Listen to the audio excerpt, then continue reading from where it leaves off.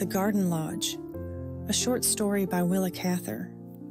When Caroline Noble's friends learned that Raymond Desquare was to spend a month at her place on The Sound before he sailed to fill his engagement for the London opera season, they considered it another striking instance of the perversity of things.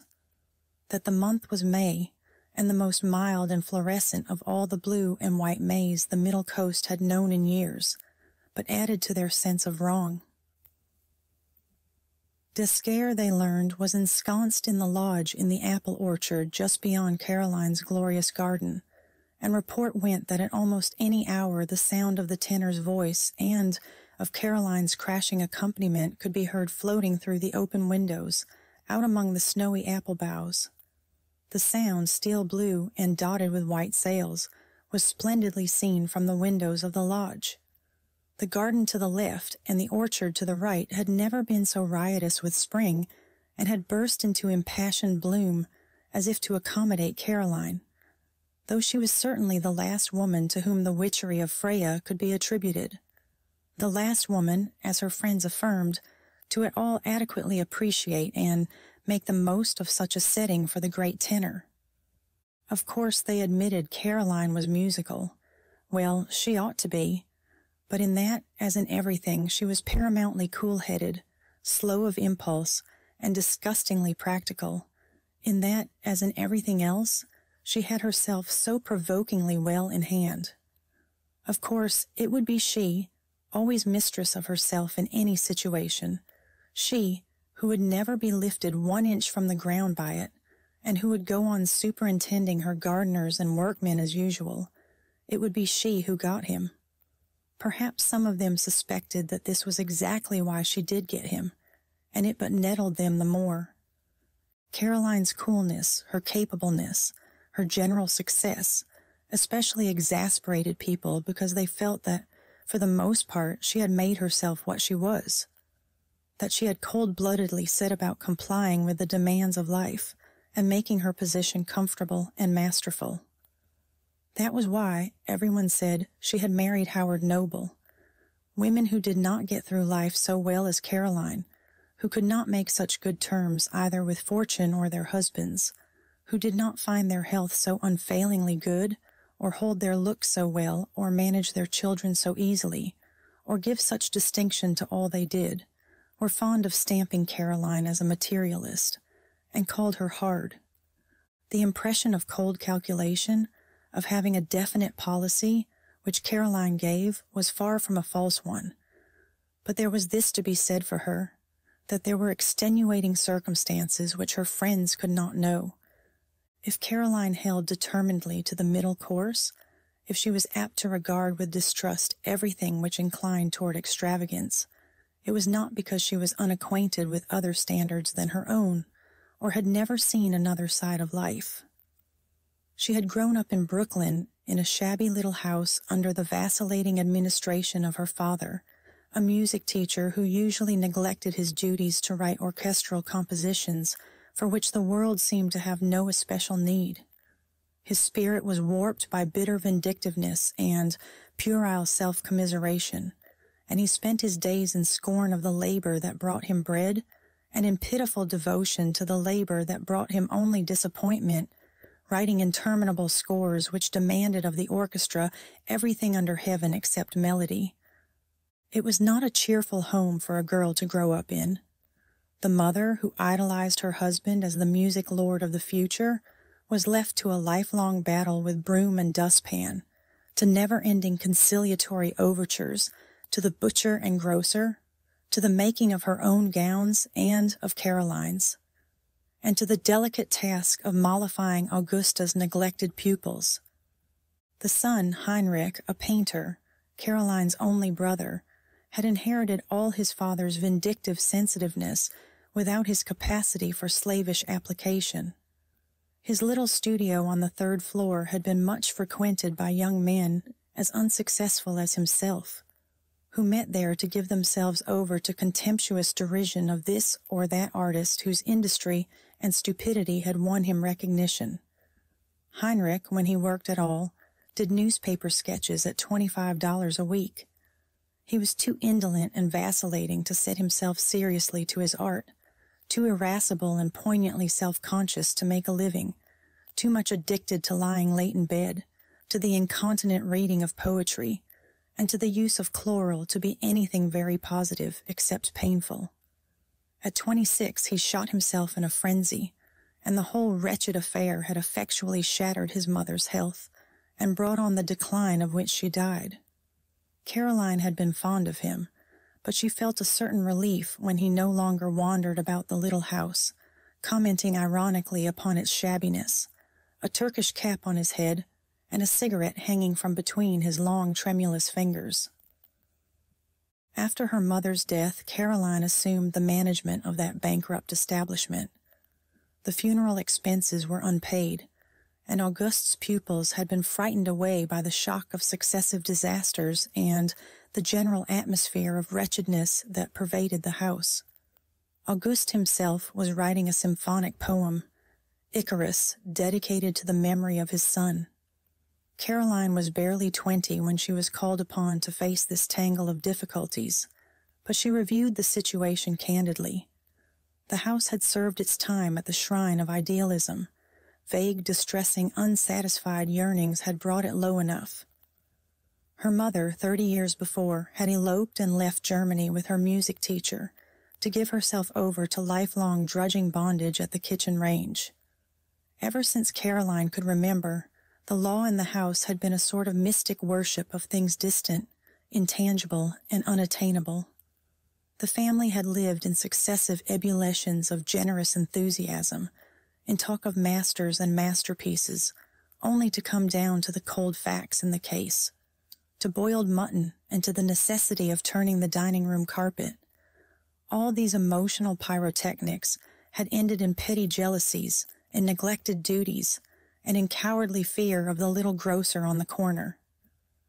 From her childhood she had hated it, that humiliating and uncertain existence, with its glib tongue and empty pockets, its poetic ideals and sordid realities, its indolence and poverty tricked out in paper roses.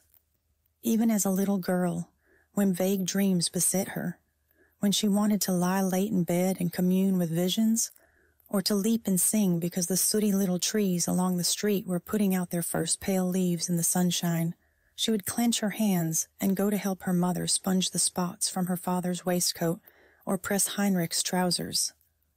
Her mother never permitted the slightest question concerning anything Augusta or Heinrich saw fit to do, but from the time Caroline could reason at all, she could not help thinking that many things went wrong at home.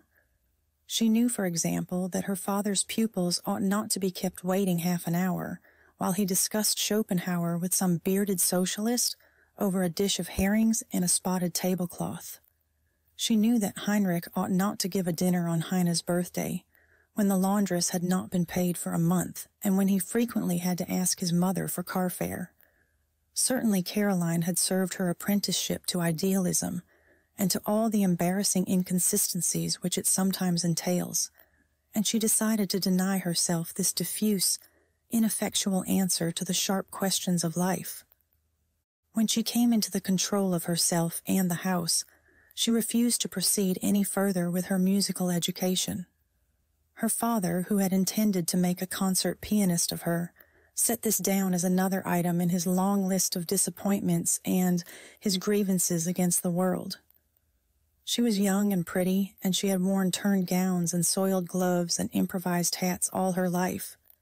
She wanted the luxury of being like other people, of being honest from her hat to her boots, of having nothing to hide, not even in the matter of stockings, and she was willing to work for it. She rented a little studio away from that house of misfortune and began to give lessons. She managed well and was the sort of girl people liked to help. The bills were paid, and Auguste went on composing, growing indignant only when she refused to insist that her pupils should study his compositions for the piano. She began to get engagements in New York to play accompaniments at song recitals. She dressed well, made herself agreeable, and gave herself a chance. She never permitted herself to look further than a step ahead, and set herself with all the strength of her will to see things as they are, and meet them squarely in the broad day. There were two things she feared even more than poverty: the part of one that sets up an idol and the part of one that bows down and worships it. When Caroline was 24, she married Howard Noble, then a widower of 40, who had been for 10 years a power in Wall Street. Then for the first time she had paused to take breath. It took a substantialness as unquestionable as his. His money, his position, his energy, the big vigor of his robust person, to satisfy her that she was entirely safe. Then she relaxed a little, feeling that there was a barrier to be counted upon between her and that world of visions and quagmires and failure. Caroline had been married for 6 years when Raymond Desquare came to stay with them. He came chiefly because Caroline was what she was, because he too felt occasionally the need of getting out of Klingsor's garden, of dropping down somewhere for a time near a quiet nature, a cool head, a strong hand.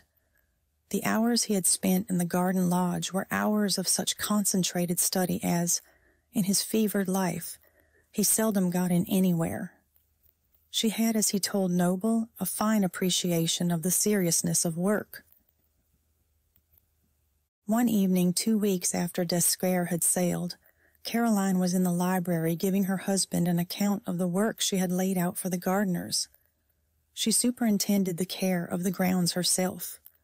Her garden, indeed, had become quite a part of her, a sort of beautiful adjunct, like gowns or jewels. It was a famous spot, and Noble was very proud of it. "What do you think, Caroline, of having the garden lodge torn down and putting a new summer house there at the end of the arbor?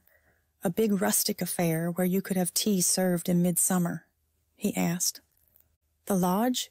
repeated Caroline, looking at him quickly. "Why, that seems almost a shame, doesn't it, after Desquare has used it?" Noble put down his book with a smile of amusement. "Are you going to be sentimental about it? Why, I'd sacrifice the whole place to see that come to pass, but I don't believe you could do it for an hour together." "I don't believe so either," said his wife, smiling. Noble took up his book again, and Caroline went into the music room to practice. She was not ready to have the lodge torn down.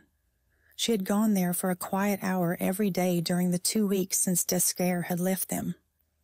It was the sheerest sentiment she had ever permitted herself. She was ashamed of it, but she was childishly unwilling to let it go. Caroline went to bed soon after her husband, but she was not able to sleep. The night was close and warm, presaging storm. The wind had fallen, and the water slept, fixed and motionless as the sand. She rose and thrust her feet into slippers and, putting a dressing gown over her shoulders, opened the door of her husband's room. He was sleeping soundly. She went into the hall and down the stairs, then, leaving the house through a side door, stepped into the vine-covered arbor that led to the garden lodge. The scent of the June roses was heavy in the still air, and the stones that paved the path felt pleasantly cool through the thin soles of her slippers. Heat lightning flashed continuously from the bank of clouds that had gathered over the sea, but the shore was flooded with moonlight, and, beyond, the rim of the Sound lay smooth and shining. Caroline had the key of the lodge, and the door creaked as she opened it. She stepped into the long, low room, radiant with the moonlight which streamed through the bow window, and lay in a silvery pool along the waxed floor. Even that part of the room which lay in the shadow was vaguely illuminated. The piano, the tall candlesticks, the picture frames and white casts standing out as clearly in the half-light as did the sycamores and black poplars of the garden against the still, expectant night sky. Caroline sat down to think it all over. She had come here to do just that every day of the 2 weeks since Desquare's departure, but far from ever having reached a conclusion, she had succeeded only in losing her way in a maze of memories, sometimes bewilderingly confused, sometimes too acutely distinct, where there was neither path nor clue nor any hope of finality.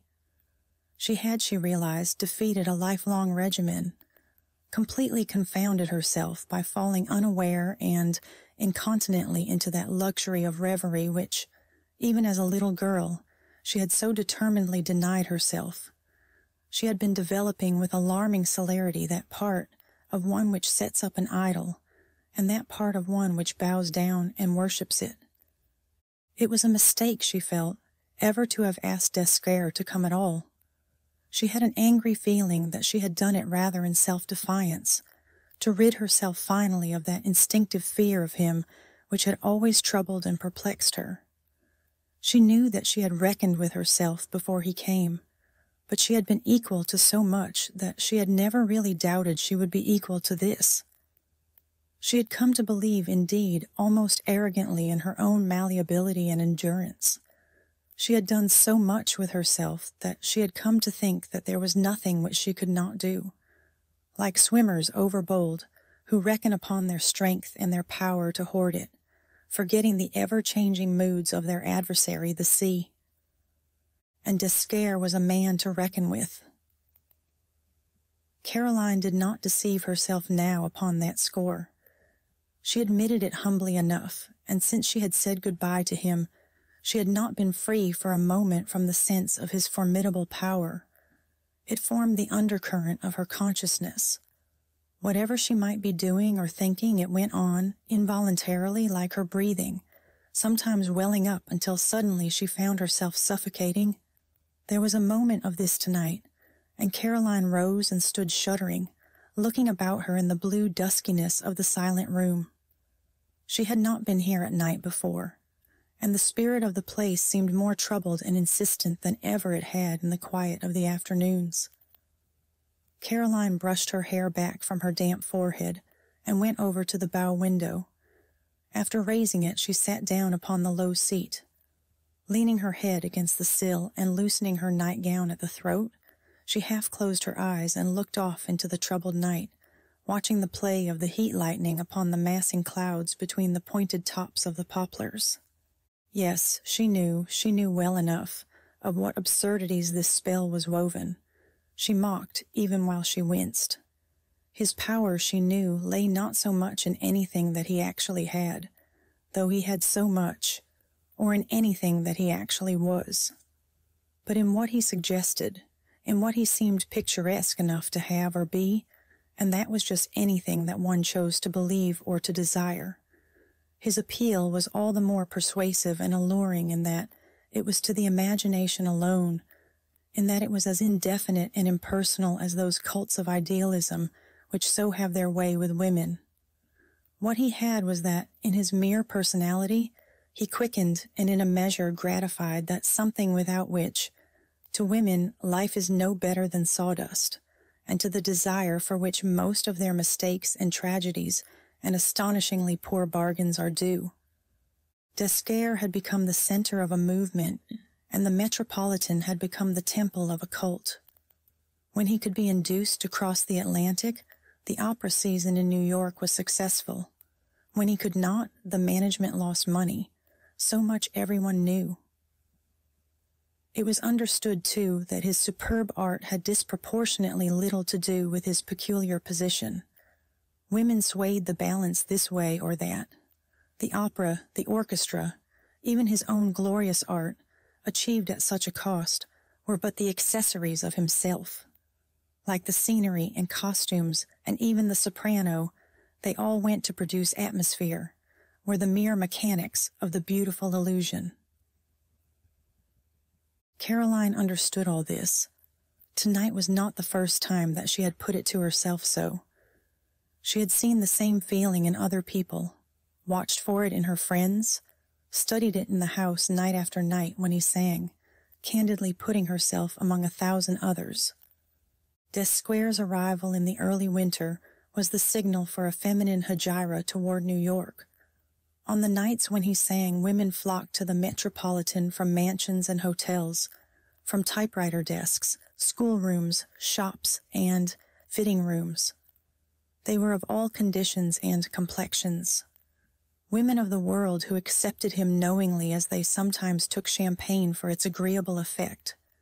Sisters of charity and overworked shopgirls who received him devoutly, withered women who had taken doctorate degrees and who worshipped furtively through prism spectacles, businesswomen and women of affairs, the Amazons who dwelt afar from men in the stony fastnesses of apartment houses.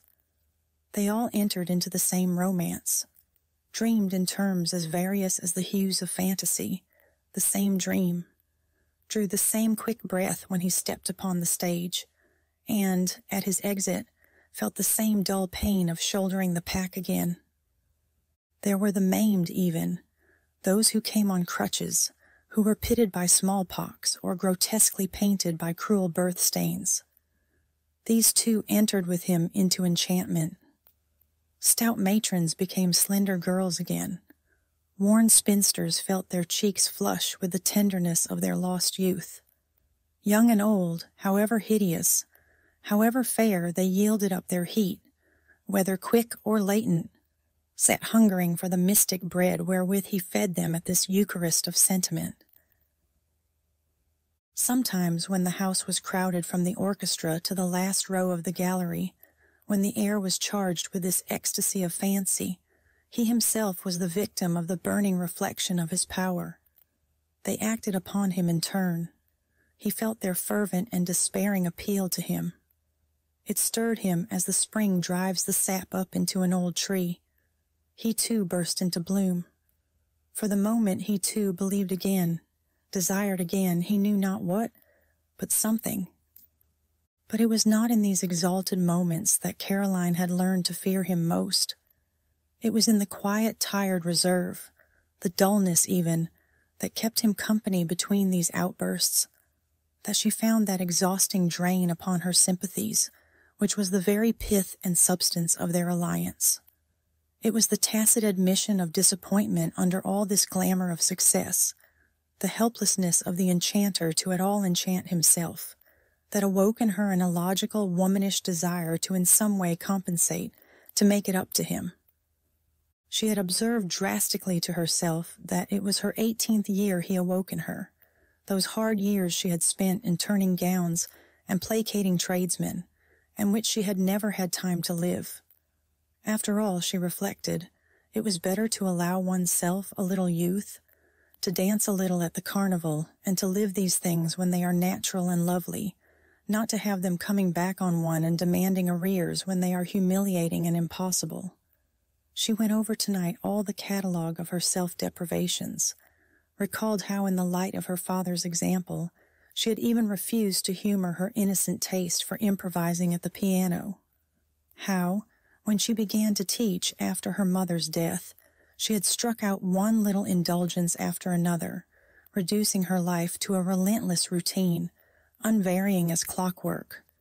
It seemed to her that ever since Descaire first came into the house, she had been haunted by an imploring little girlish ghost that followed her about, wringing its hands and entreating for an hour of life. The storm had held off unconscionably long. The air within the lodge was stifling, and without the garden waited breathless. Everything seemed pervaded by a poignant distress, the hush of feverish, intolerable expectation. The still earth, the heavy flowers, even the growing darkness breathed the exhaustion of protracted waiting. Caroline felt that she ought to go, that it was wrong to stay, that the hour and the place were as treacherous as her own reflections. She rose and began to pace the floor, stepping softly as though in fear of awakening someone, her figure in its thin drapery, diaphanously vague and white. Still unable to shake off the obsession of the intense stillness, she sat down at the piano and began to run over the first act of the Walküre, the last of his roles they had practiced together, playing listlessly and absently at first, but with gradually increasing seriousness. Perhaps it was the still heat of the summer night. Perhaps it was the heavy odors from the garden that came in through the open windows. But as she played, there grew and grew the feeling that he was there beside her, standing in his accustomed place. In the duet at the end of the first act, she heard him clearly. "Thou art the spring for which I sighed in winter's cold embraces." Once as he sang it, he had put his arm about her, his one hand under her heart, while with the other he took her right from the keyboard, holding her as he always held Sieglinde when he drew her toward the window. She had been wonderfully the mistress of herself at the time, neither repellent nor acquiescent. She remembered that she had rather exulted then in her self-control, which he had seemed to take for granted, though there was perhaps the whisper of a question from the hand under her heart. "Thou art the spring for which I sighed in winter's cold embraces." Caroline lifted her hands quickly from the keyboard, and she bowed her head in them, sobbing. The storm broke and the rain beat in, spattering her nightdress until she rose and lowered the windows. She dropped upon the couch and began fighting over again the battles of other days, while the ghosts of the slain rose as from a sowing of dragon's teeth. The shadows of things, always so scorned and flouted, bore down upon her merciless and triumphant. It was not enough. This happy, useful, well-ordered life was not enough. It did not satisfy. It was not even real. No, the other things, the shadows, they were the realities. Her father, poor Heinrich, even her mother, who had been able to sustain her poor romance and keep her little illusions amid the tasks of a scullion, were nearer happiness than she. Her sure foundation was but made ground after all, and the people in Klingsor's garden were more fortunate, however barren the sands from which they conjured their paradise. The lodge was still and silent. Her fit of weeping over, Caroline made no sound, and within the room, as without in the garden, was the blackness of storm. Only now and then a flash of lightning showed a woman's slender figure rigid on the couch, her face buried in her hands. Toward morning, when the occasional rumbling of thunder was heard no more and the beat of the raindrops upon the orchard leaves was steadier, she fell asleep and did not waken until the first red streaks of dawn shone through the twisted boughs of the apple trees. There was a moment between world and world when, neither asleep nor awake, she felt her dream grow thin, melting away from her, felt the warmth under her heart growing cold. Something seemed to slip from the clinging hold of her arms, and she groaned protestingly through her parted lips, following it a little way with fluttering hands. Then her eyes opened wide, and she sprang up and sat holding dizzily to the cushions of the couch, staring down at her bare, cold feet, at her laboring breast, rising and falling under her open nightdress. The dream was gone, but the feverish reality of it still pervaded her, and she held it as the vibrating string holds a tone. In the last hour, the shadows had had their way with Caroline.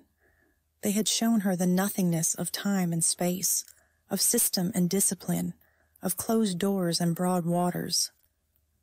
Shuddering, she thought of the Arabian fairy tale in which the genie brought the princess of China to the sleeping prince of Damascus and carried her through the air back to her palace at dawn. Caroline closed her eyes and dropped her elbows weakly upon her knees, her shoulders sinking together. The horror was that it had not come from without, but from within. The dream was no blind chance. It was the expression of something she had kept so close a prisoner that she had never seen it herself. It was the wail from the donjon deeps when the watch slept. Only as the outcome of such a night of sorcery could the thing have been loosed to straighten its limbs and measure itself with her. So heavy were the chains upon it, so many a fathom deep, it was crushed down into darkness.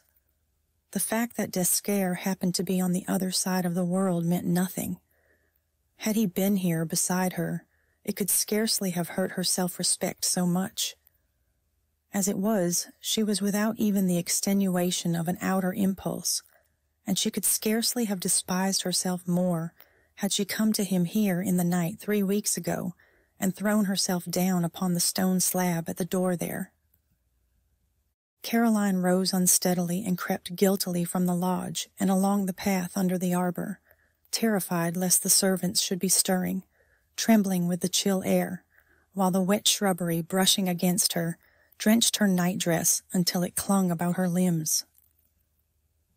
At breakfast, her husband looked across the table at her with concern. "It seems to me that you are looking rather fagged, Caroline. It was a beastly night to sleep. Why don't you go up to the mountains until this hot weather is over? By the way, were you in earnest about letting the lodge stand?" Caroline laughed quietly. "No, I find I was not very serious. I haven't sentiment enough to forego a summer house. Will you tell Baker to come tomorrow to talk it over with me? If we are to have a house party, I should like to put him to work on it at once." Noble gave her a glance, half humorous, half vexed.